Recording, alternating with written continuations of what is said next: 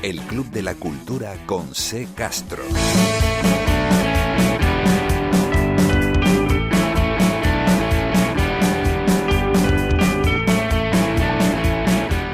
Bienvenidas todas y todos al Club de la Cultura, de la furia a la fantasía y de la fantasía a la furia.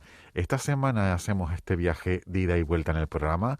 Quédense con nosotros los próximos minutos porque vamos a hablar de danza, de libros, de sueños y de igualdad. Arrancamos. El Club de la Cultura. C. Castro. Voy a soltarte, voy a sacarte de mi dolor, voy a dejar que te marches, llorándole al cariño que quedó, hablando claro con la venganza, porque aunque no la quiero siento la llamada de suelo, de suelo, de suelo. Voy a soltarte para no hablar más de ti, para dejar de llevarte conmigo y quitarte para siempre el poder que te di, el poder que te di, el poder que te di. Para recordarme que es frágil la piel, para que guarde en su color memoria de lo que La ira, la cólera, la furia se van cocinando poco a poco, se van gestando hasta que explotan sin contemplaciones. A veces estos sentimientos son positivos porque sirven de punto de inflexión hacia nuevos espacios. De esa furia de la que hunde sus raíces en la presión de las imposiciones sociales y que cristaliza en desobediencia, va en la furia, que es uno de los espectáculos que podemos ver en el Festival Encuentros que se está celebrando en el Teatro Victoria de Santa Cruz de Tenerife. Elena Esparcia, gracias por entrar en nuestro Club de la Cultura. A vosotros, muchas gracias a vosotros. Elena, ¿qué vamos a encontrarnos en la furia? ¿Qué vais a encontraros? Bueno, pues eso es una pregunta bastante complicada, ¿no? Es también para que cada persona encuentre cosas distintas. No, en La Furia es una pieza que intenta lanzar preguntas, que no tiene ninguna certeza sobre nada, pero que indaga a partir de una anécdota de una familiar mía, de mi bisabuela. Que, bueno, pues a partir de ahí, de algo que le pasó a ella, yo empecé a investigar y a tirar un poco pues del hilo de acontecimientos históricos que me interesaban sobre lo que le había ido ocurriendo al cuerpo de las mujeres, ¿no? Al cuerpo de la mujer. Y ahí pues sale todos los textos y todas las escenas de la pieza, y lo que nos vamos a encontrar en La Furia es cómo desmontar la furia. Sería como una especie de resumen o lo que yo he querido transmitir con esta pieza, cómo desmontar toda esta furia que tenemos metidos como cuerpos sociales, como cuerpos políticos, las mujeres, con todo lo que llevamos encima. Y que sería normal sentirla, ¿no? Sería súper normal sentirla, porque es verdad que ahora, pues bueno, todo está cambiando, pero en generaciones anteriores y ahora también, ¿no? Yo estoy hablando desde mi perspectiva occidental, mujer blanca, pero otras generaciones anteriores también, pues bueno, pues han tenido un pasado bastante complicado y bueno, yo quería, es un homenaje a las mujeres, a las mujeres pues bueno, a las mujeres en general. Es un homenaje y sobre todo también a las mujeres de mi familia, también una cosa más particular. Sobre eso, sobre lo particular, te quería preguntar, tu bisabuela, creo que se llamaba Mercedes, de Castilla-La Mancha. Sí. Esta obra ha recorrido muchos puntos, ahora va a estar aquí en las islas. Se parte de lo local, pero hacia lo universal, ¿no? No es complicado entenderla, a pesar de que cuente una anécdota muy personal, ¿no? No es complicado entenderla porque yo esta anécdota la situé como en el centro, en el ecuador de la pieza, pero era como, más que nada, como un detonante para hablar de un tema que me preocupa y que preocupa actualmente, bueno, que siempre ha preocupado, pero que ahora está pues muy en boca y que por lo menos se está empezando a trabajar en ello. Pero es verdad que no trato esa anécdota como una historia narrada, como algo narrativo, sino que es una excusa para hablar de muchos temas. Qué bueno, porque a partir de esa excusa lo que nos vamos a encontrar, que era la pregunta que yo te hacía al principio, son preguntas. Y eso es bueno, que no nos den las cosas masticadas, que a veces tengamos que pensar, que reflexionar. Claro, a mí me interesaba mucho porque yo creo que cada persona ya, bueno, pues adquiere, pues con el conocimiento de su vida o con las situaciones o con las experiencias, pues va adquiriendo sus certezas, ¿no? Lo que le va ocurriendo. Pero es verdad que a mí en el teatro me parecía que no tenía, que lo único que podía lanzar era cuestiones y para que sigamos preguntándonos sobre si se ha resuelto de verdad algo o si queda mucho por hacer, ¿no? O sea, que es evidente que sí, pero también hay muchas voces que niegan esto, ¿no? Como que ya los feminismos o el hablar de la mujer o el hecho de que sigamos intentando que haya leyes o que sigamos simplemente poniendo el tema sobre la mesa, que ya está como casi caduco, ¿no? Hay muchas voces que siguen hablando esto y yo pienso que no, yo pienso que queda mucho por hacer y que el teatro es una de las vías, es una de los canales donde podemos todavía pues poner estos temas otra vez pues en el hervidero, ¿no? Como a ver qué piensa la gente, qué piensa cada persona, qué preguntas, qué te llega. Bueno, y a cada persona supongo que le toca un punto. Incluso yo te diría, y esto ya es una opinión mía, que quizás me tengo la sensación de que se ha ralentizado, es decir, no que haya que dejar de hablar de estas cuestiones, sino que las luchas, que los avances, un poco que tengo la sensación de que se han parado en los últimos años, pero bueno, también esto es una impresión mía. En los círculos donde nos movamos, ¿no? Porque es cierto que quizá para este club de lectura o para algunas asociaciones o incluso para este tipo de festivales, ¿no? Que promueven la cultura con perspectivas de género, etcétera. Pues para ahí es más fácil y se habla más, pero hay en otros ambientes, en otros ámbitos en los que se ha dejado de lado. Entonces yo creo que son lugares que se tienen que seguir nombrando y que tenemos que seguir ahí en la lucha y bueno, también de una manera muy poética y desmontando la furia, ¿no? Vuelvo al inicio porque es verdad que la obra lo nombra, pero cómo desmontar, ¿no? A esa furia y empezar a trabajar desde otro punto, desde otra mirada. Y eso me interesaba mucho. Bueno, pues como tenerlo en cuenta, ¿no? Que no habla una mujer furiosa por todo lo que le ha pasado, sino que es cómo desmontar esa furia de los siglos, que es muy complicado, ¿no? Pero como que esta era como la punta de la lanza que decía, a ver, ¿dónde puedo ir con esto? ¿Cómo puedo ponerlo en escena?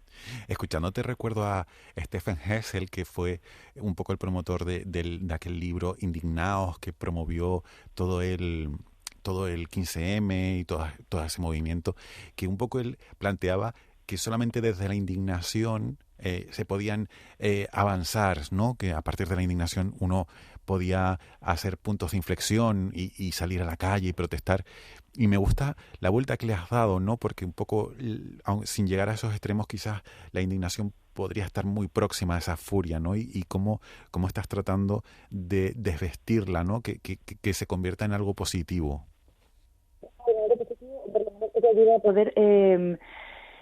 para mí, ¿no? Esto es una cosa más personal y quizá también luego la gente que ve la pieza pues tiene muchas opiniones porque está muy bien. Me interesa mucho el diálogo con el público, por ejemplo, con la gente que tenga, tanto que sepa de teatro como que no, me da igual, ¿no? Con la gente que ve la pieza, o sea, cuál es su opinión sobre esto, ¿no? Y es verdad que para algunas personas sí que se desmonta y para otras es el inicio de otro tipo de pensamiento y para otras no, para las otras sí que es una furia lo que ven. Quiero decir que está muy bien, ¿no? Como que haya diferentes opiniones, sí, porque en realidad cuando trabajamos pues tenemos todo dentro, ¿no? Como lo que queremos contar, como que nuestro discurso está muy hilado y sabemos perfectamente y ahora tú me haces preguntas y yo te respondo exactamente lo que yo pienso, pero luego no sé cómo es que todo puede cambiar.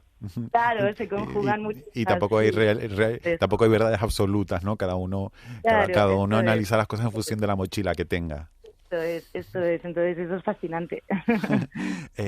No solo es monólogo, también en la obra hay audiovisual, hay espacio sonoro. Sí, claro, es verdad que a mí me gusta nombrarlo como un solo, pues porque estoy sola en el escenario, pero sola en el escenario como intérprete. Pero en realidad pues estoy muy acompañada de Virginia Rota, mi compañera de viaje, ha realizado un visual increíble, también la música, como que todo me acompaña, las coreografías, todo está hilado, entonces nunca me siento sola, ¿no? Como que me siento parte de... Y a veces cuando hablamos así de monólogos me remite más a un pasado, ¿no? Me gusta nombrarlo como un solo, pero como un todo también. Estás con esta obra ahora en las islas, pero creo que tienes otros proyectos también al mismo tiempo en otras partes del país, ¿no? Ahora mismo estoy también con Luminaria, que es una pieza de calle, que también con perspectiva de género, y trabajamos sobre territorio.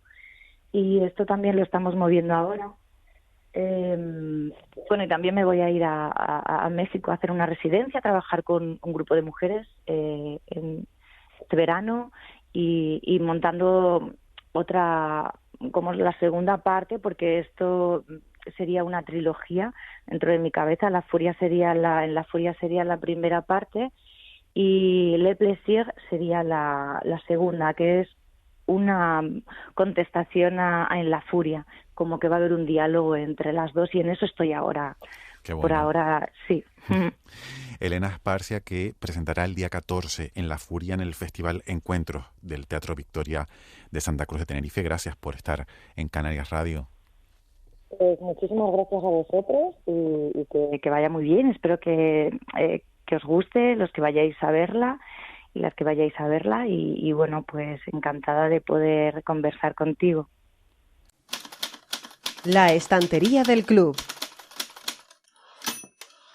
Tiempo para la estantería en este Club de la Cultura. Saludamos como todas las semanas a nuestra compañera Ángela Verge. Ángela, ¿qué tal? Hola, Sé, ¿qué tal tu semana? Muy bien, ¿y la tuya? Muy bien, muy bien. Oye, hoy vengo a confesarte una cosa. Oye, eso me ha quedado un poco de frase folclórica, ¿no? Sí, aquí somos muy pro Pantoja. Mira, a mí me encanta hacer esta sección, Sé, tú lo sabes, porque, bueno, ser farmacéutica de la cultura es una de las profesiones más bonitas del mundo, y porque muchas veces pues supone un reto para mí, ¿no? Porque me toca investigar territorios que no tengo dominados, ¿no? Lugares que me son inhóspitos, y hoy toca uno de estos, el western. A ver, que nadie se me enfade, pero es que a mí nunca me ha interesado este género. Bueno, yo creo que por razones más que lógicas, ¿no? Yo cuando era pequeña me sentía más identificada con los caballos de los indios que con todo el reparto, pero me he puesto a revisitar mis pelis de vaqueros favoritas, y la verdad es que tengo algunas de ellas que me gustan mucho, que le dan una vueltita al género y que han abierto la puerta a que el western huela menos a cerrado y a macho. Desenfunden sus revólveres. Hoy en la estantería hablamos del Jinete Pálido, Sin Perdón y del Poder del Perro. Since our first run together, 1900 and nothing. It's a long time.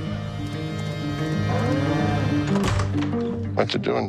Getting mixed up with her. Antes de empezar este repaso, sé que para muchos y muchas hablar del western sin nombrar, yo que sé, Centauros del Desierto o a Peckinpah es pecado, pero recuerdo que esto no son las mejores pelis, son las que más me gustan a mí, ¿vale? Empiezo. El Jinete Pálido, de 1985. Supuso una reactualización del género que huía pues del binomio maniqueo de los buenos y los malos, sin más matices, producida, dirigida e interpretada por Clint Eastwood, al que le debemos una estantería para él solo, no me olvido. Esta peli habla de un grupo de mineros que trabajan duro para conseguir un mañana mejor para ellos y para los suyos, y que se tienen que enfrentar a un imperio minero depredador que está arrasando con el medio ambiente y con las vidas de los que allí viven. Un David contra Goliat de manual, ¿no? Entonces aparece el predicador, uno de los personajes más interesantes que ha dado el western, que con su presencia fantasmal o mágica, como se mire, pues cambia las cosas. Es muy buena y a mí me gusta mucho. La siguiente tampoco necesita grandes presentaciones, porque es una de las pelis más conocidas de los últimos 30 años, Sin Perdón, de 1992, también de Eastwood, vaya, casi no se me nota mi devoción, ¿no? Por Eastwood. Con esta peli ganó 4 Oscars, entre ellos el de Mejor Película y el Mejor Director. William Mooney, el protagonista, es un pistolero salvaje, violento, un asesino profesional, que cambia drásticamente cuando conoce a su mujer y se enamora. Cuando ella muere, pues el viudo y padre de familia es más pobre que las ratas, y su única salida es hacer un último trabajo junto con 2 colegas, matar a 2 hombres que le cortaron la cara a una prostituta. Este camino de redención, de intentar hacer bien las cosas, ¿no? De sentir empatía por personas y por situaciones que antes despreciaba, hacen de Mooney un justiciero, pero en este caso un justiciero por una causa que le parece necesaria. A ver, hay muchos momentos de esta peli que hacen chirriar los dientes porque son muy machistas, pero es una peli de los años 90 con una clara ambición renovadora del género, y eso es lo que hace para mí que sea tan especial. Y por último pasamos a una de las pelis de este año, un relato que ha volado por los aires el concepto clásico del western, bueno, pues como ya hizo en su momento Brokeback Mountain, ¿no? El poder del perro, de la cineasta Jane Campion, quien ganó un Oscar este año a Mejor Dirección. Pero yo es que de los Oscars de este año es que no quiero saber nada, no quiero hablar, no solo por lo de los imbéciles estos de Will Smith y Chris Rock, sino porque esta peli para mí se merecía arrasar como un tornado y solo se llevó un Oscar, ¿no? El poder del perro es la adaptación homónima de la novela de Thomas Savage y transcurre en 1925 en Montana, donde 2 hermanos completamente opuestos regentan un enorme rancho. George, el hermano más afable, se casa con Rose, así que Phil, el hermano insoportable, comienza a despreciar a su cuñada y a su hijo. Y aquí es cuando se descubre el pastel. Phil, interpretado de forma magistral por Benedict Cumberbatch, que debió llevarse el Oscar, es toda la masculinidad tóxica que existe en el mundo, concentrada en un personaje atormentado, volátil y mezquino. Advertencia, primero está en Netflix, es incomodísima y es lenta, y solo sale un revólver. Pero desde luego a mí el western así sí me enamora. Qué bien. Contraataco con Black Thor del gran canario Mateo Gil. Mírate, no échale un ojo por si acaso. Hasta la semana que viene, Ángela, y muchas gracias. La apunto. Un abrazo.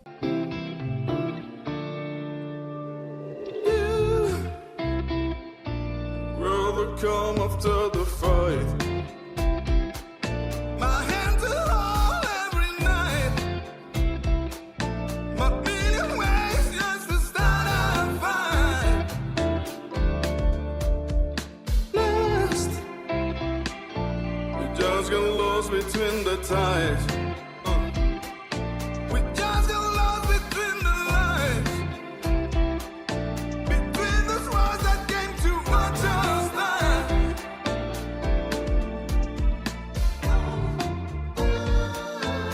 It was just a fall. We had a million ways to show, but we just are between this world.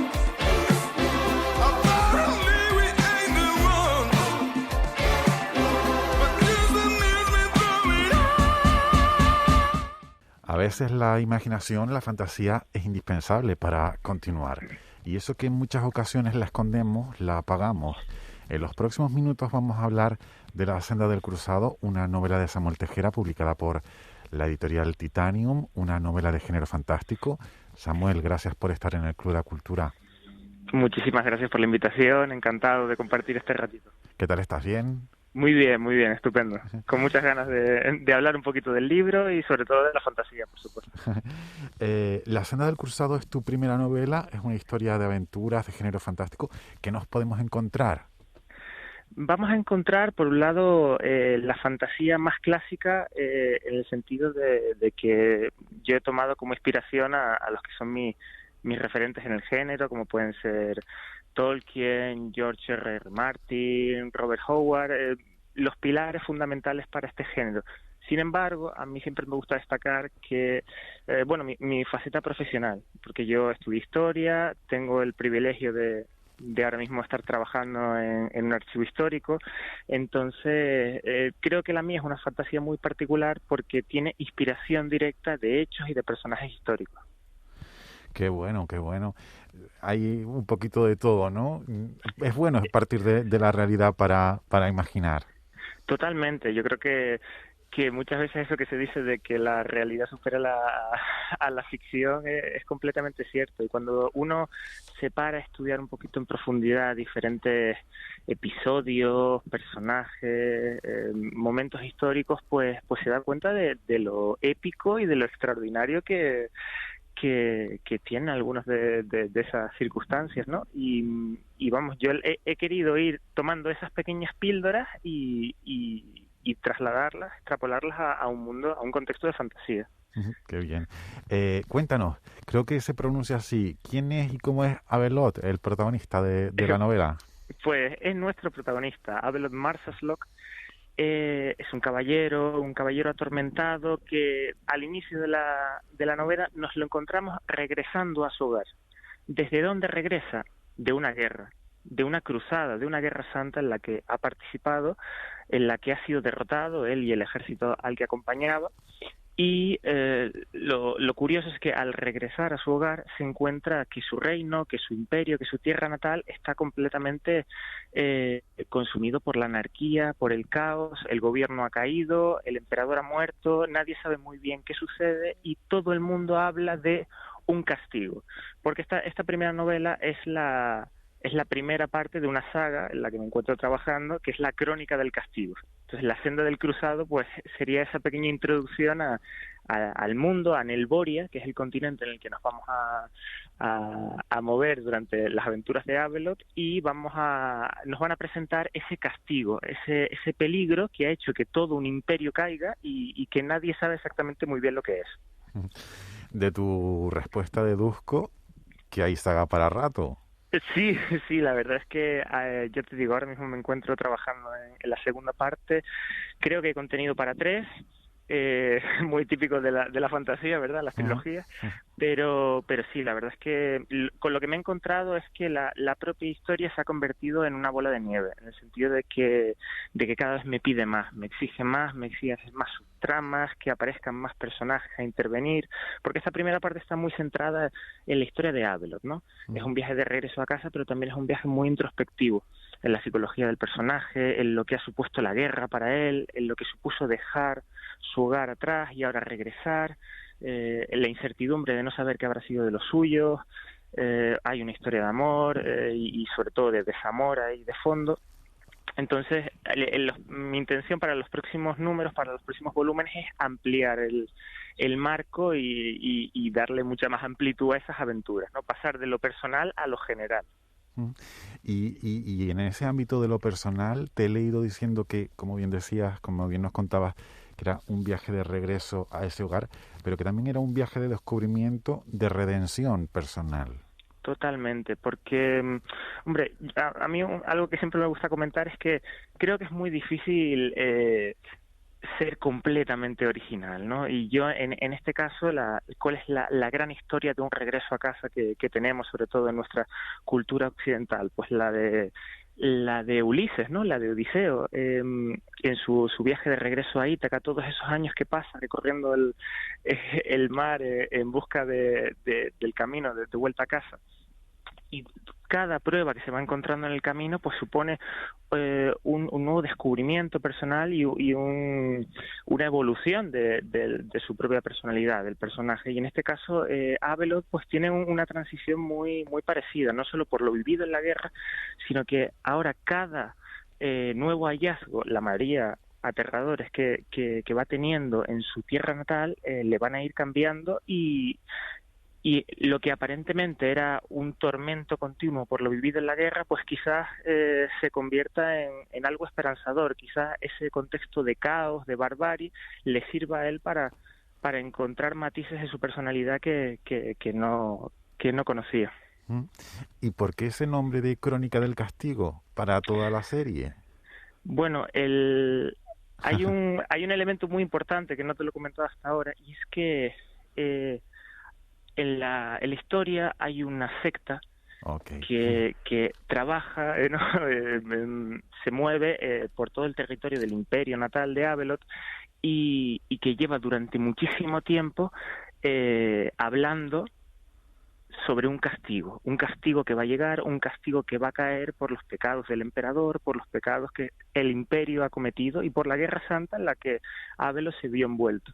Entonces ahora cuando regresa a casa no solo se encuentra ese caos, sino que la capital del imperio se encuentra completamente cerrada, confinada. Y ahora me gustaría comentarte una cosa porque este elemento en concreto está directamente inspirado en lo que todos, por desgracia, tuvimos que vivir durante el confinamiento por el coronavirus, porque esta novela nace en el confinamiento y está escrita íntegramente durante esos meses de confinamiento. Entonces, ese elemento, ese castigo, va a estar muy relacionado con lo que vivimos todos, esa sensación de aislamiento, de incertidumbre, de inseguridad. Que bueno, sobre todo porque en ese confinamiento que sufrimos todos, hubo mucha gente que era incapaz de hacer nada, que era incapaz de concentrarse. Ese bloqueo, y otra, sí. y otra mucha que hizo justo lo contrario, que me da que es tu caso, ¿no? Que Totalmente. Dijeron, ahora esta es la nuestra, ahora que tenemos un poquito más de tiempo, vamos a empezar a hacer algo que nos gusta. Desde luego, yo me lo tomé como, hombre, más allá de por supuesto, del drama y esa incertidumbre que todos vivíamos, pero me lo tomé como un momento, un poco de catarsis personal y de decir, oye, jamás voy a tener una oportunidad como esta. Este tiempo que es íntegramente para mí, voy a dedicarlo, voy a aunar todos estos pequeños relatos que durante años he ido componiendo y voy a vertebrar una gran historia. Y así nace La Crónica del Castigo. La novela salió el año pasado, creo que por el mes de diciembre, más o menos. Efectivamente, a principios de diciembre. Sí. Ya han pasado algunos meses, yo no sé si has tenido la oportunidad de compartir con algún lector cómo está siendo este recibimiento. La verdad es que jamás me esperé que fuera a tener una acogida, si te soy sincero, tan buena. Desde luego el feedback que he ido recibiendo por parte de los lectores es buenísimo. Un detalle que me ha sorprendido mucho es que me he encontrado con lectores muy dispares. No solo a lo mejor el típico lector de fantasía que me esperaba, ¿no?, al que estuviera destinada la novela, sino gente de todas las edades, personas mayores, chicos que están en la adolescencia y en líneas generales me he encontrado con gente que a lo mejor se ha introducido en la fantasía gracias a este libro, y para mí esa es, vamos, la gran victoria de la novela, el haber acercado un poco la fantasía a todo el mundo, porque tristemente, y tú lo comentabas al principio en la introducción, muchas veces tendemos a menospreciar, a tratar a la fantasía como un género menor, y para nada. Yo siempre la he tenido como un instrumento. La fantasía es un instrumento para contar grandes historias y para transmitir valores, transmitir épica y transmitir, pues quizás muchas cosas que a día de hoy la gente tiene carencias de ellas. Justo en esa línea, hace una semana nos visitaba Megan Maxwell, que es una Oh, escritora por supuesto, sí. muy conocida, y nos contaba lo mismo, que ya estaba un poco harta de quienes ponían niveles, cuál era la buena y la mala literatura. ¿Dónde podemos conseguir la novela? ¿Está en librerías, en formato físico? ¿También está en plataformas digitales? De momento estamos trabajando en formato físico. La verdad es que me gustaría aprovechar, si no te importa el espacio, para agradecerle a la editorial Titanium todo el trabajo que ha realizado, el proceso en el que me ha ido acompañando, y en este viaje, que al ser la primera novela no es nada fácil, y por supuesto el resultado final, porque la maquetación es una pasada. Ya vamos por la segunda edición, a punto de salir la tercera.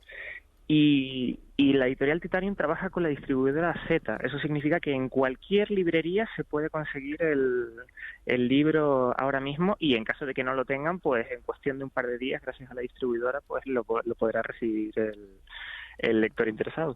Qué bien. Samuel Tejera, autor de La Senda del Cruzado, de editorial Titanium, gracias por estar en Canarias Radio. Muchísimas gracias por haber querido compartir conmigo mi primera novela, y un placer, muchas gracias.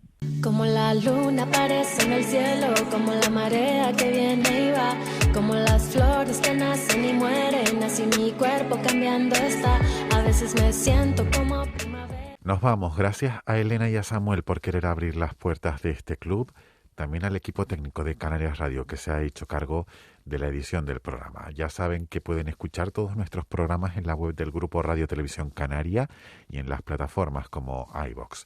También estamos en Twitter, somos Cultura en CR. Nosotros volvemos en 7 días. Salud, vida y mucha cultura. Termina flores rojas como mi sangre menstrual. La